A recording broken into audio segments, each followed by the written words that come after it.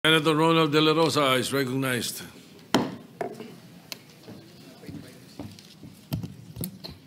Thank you, Mr. President. Mr. President, today I rise on a matter of personal and collective privilege. Last March 11, 2025, former President Rodrigo Duterte was allegedly kidnapped by International Criminal Police Organization, Interpol, with indispensable cooperation from our authorities. He was then handed over to the International Criminal Court. Counting from today, it has been more than 6 months since that fateful day. Halos 7 buwan na po mula noong araw na sa pilitang kinuha sa atin o kusang sinuko ng kasalukuyang administrasyon ang presidenteng mahal ng napakaraming Pilipino. Just this morning, I read a social media post on the official page of our Vice President Sara Duterte about alleged sham welfare checks conducted on former President Rodrigo Duterte. Let me quote her statement. I have received disturbing information from Malacanang that a report about former President Rodrigo Roa Duterte was submitted to President Ferdinand Marcos Jr. by the Philippine Embassy in The Hague. The officials entered the detention unit under the false pretense of conducting a welfare check and interviewed former President Rodrigo Roa Duterte. Welfare, Mr. President, checked by the very same ones who caused the former Philippine President, quiet, possibly the most well-loved Philippine President, to suffer in foreign jurisdiction. Anong klaseng welfare kaya ang kanilang sinisiguro?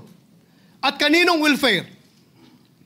Bold of them to assume that they are in any position to look into his well-being, when in the very first place, securing his well-being should have meant utmost respect for his person, as well as refusal to surrender him to a foreign court. Not because he was the 16th President of the Republic, but perhaps more importantly, because he is a Filipino. How could those who, months ago, could hardly follow proper legal procedure be now expected to conduct a lawful welfare check? At sa tingin niyo ba, Mr. President, komportable si former President Duterte na kasama ang mga opisyal na ito? Sila na bahagi ng administrasyon na dumakip sa kanya. Hindi ba in layman's terms, kung na-high blood ka sa isang tao, mas gusto mo na lang siyang iwasan? At kung makita mo siyang muli at magtatanong pa siya sa iyo ng kung ano-ano mga tanong tungkol sa iyong welfare, ay tiyak na maha-high blood ka lang ulit. Isn't it safe to assume that their presence merely reminded President Duterte of the grievous injustice he was made to face on that fateful day in March this year? Gugustuhin ba ng isang tao na tumanggap ng dalaw mula sa mga nilalang na maaaring maging sanhi ng pagkulo ng kanyang dugo? Welfare check ba ito o operasyon para mapaikli ang buhay ng dating Pangulo? Kaninong welfare ba ang gusto nila niyong mapabuti? Baka ang mainam ay bulahin niyo na lang ang inyong mga sarili. Huwag niyo nang sayangin ang buwis ng taong bayan sa inyong kasinungalingan. Huwag niyo nang idamay ang dating Pangulo sa pagpapalapad niyo ng papel. Sabi nga ng mga inspirational post sa social media, you cannot heal the same environment that hurt you. You cannot heal the company of those who merely stood and watched while you were harmed. Ang tingin ba ng administrasyon na ito ay hindi kayang alagaan ng kanyang pamilya si former President Duterte? More to the point, what was the interview for? Paano kaya nila pakikinabangan at gagamitin ang findings nila tungkol sa welfare niya? Para saan? Sa pilitan nyo na ngang ipinadampot sa mga dayuhan, pupuntahan nyo pa sa kulungan nang wala man lang abiso sa pamilya. Isn't that adding insult to injury? Can't you, just for a while, cut the old man some slack? Mamahinga naman kayo mula sa pagdaragdag ng sama ng loob kay Tatay Digong. With all due respect to our Philippine Embassy in The Hague, I, along with so many of our fellow Filipinos, asked for answers. Mr. President, ever since this year began, I can no longer count the number of issues that have plagued our country and demanded always our utmost attention. Often our deepest outrage, I believe I need not enumerate them anymore. And just last week, Mr. President, we began our 100-day countdown to Christmas. Therefore, I would not take it against the ordinary Filipino if they happen to forget what happened on March 11, 2025. But I haven't forgotten.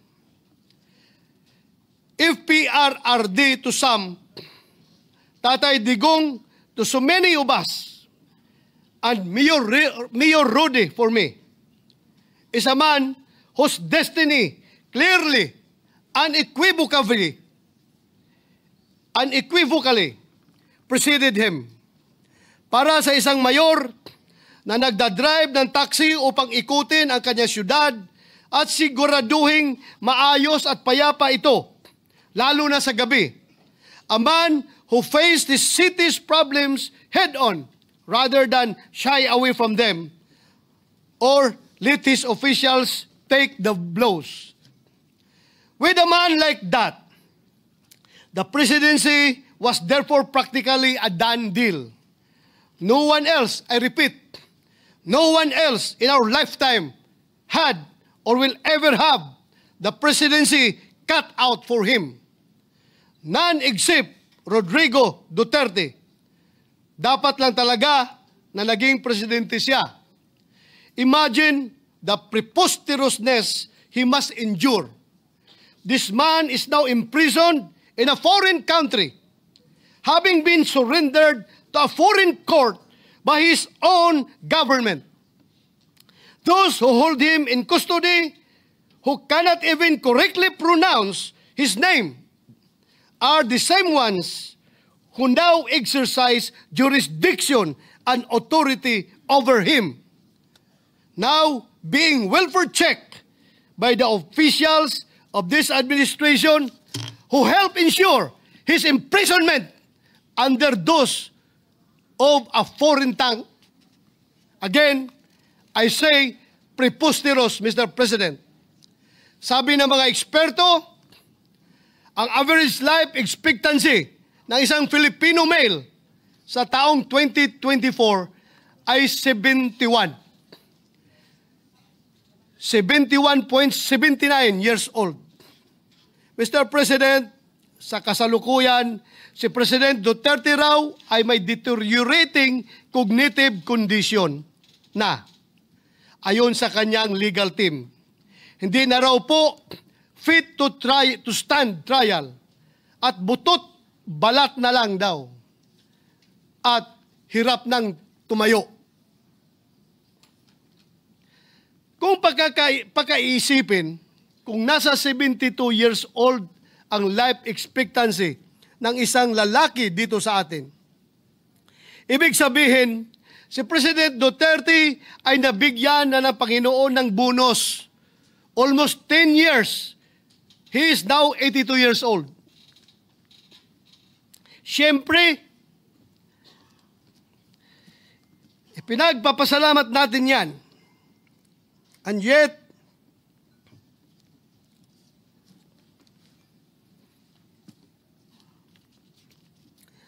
if we accept the fact that he may not have long,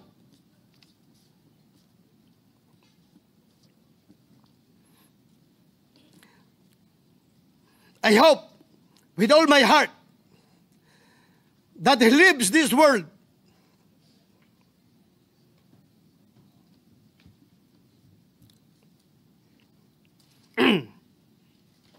not in the presence of officials who visit him on the pretext of a pseudo welfare check, but instead in the company of the people he loves.